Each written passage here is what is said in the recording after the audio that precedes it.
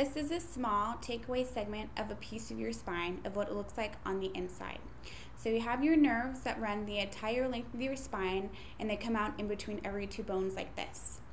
The main function of these nerves is to carry life-sustaining messages from your brain out to every muscle, organ, gland, tissue, and cell in your body. This is what makes up your central nervous system. So what a subluxation is and what can happen is when one or more of these bones get shifted out of their normal alignment, and it can look something like this. That subluxation or that bone puts pressure on the nerve and blocks the communication from your brain from reaching whatever body part is on the end of that nerve. If your organ is on the end of that nerve isn't getting the messages correctly from your brain, then it's not going to be able to function correctly, and that will affect your overall health. For example, if you're subluxated in the upper regions of the neck, those nerves affect a lot of the brain, eye, and ear function, as well as the arm, hand, and finger function. As you go farther down in your spine and you enter into the mid-back, then it can affect your heart and lungs, as well as your digestive system.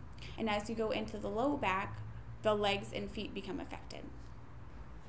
So with subluxations, there is a serious secondary complicating condition called degenerative disc disease or degenerative joint disease.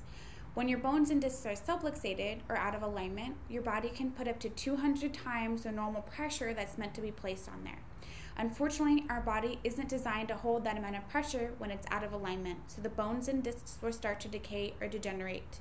So we like to compare it to when your car is out of its alignment and it's putting extra pressure on your shocks, your brakes, and your tires, then those will tend to wear down, as will your bones and joints. If your subluxations are caught early on and they're treated and corrected, then you can avoid the degenerative change from happening. If they're not treated or corrected, then they're only going to progressively continue to get worse. So you have your textbook normal with a very healthy disc, a very healthy bone, and very good nerve space. As you enter into degenerative change due to the subluxation and the extra pressure, then you start to get a little bit of a loss of height and width in your bones and your discs. As you move farther into degenerative change, your body will start to develop something called bone spurs, and the instability caused by the subluxation and degenerative change can cause disc herniations or disc bulges.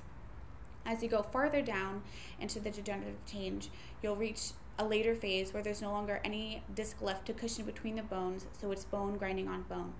What can also happen is something called spinal stenosis or narrowing of the canal, where there's no longer any room for your nerve to run.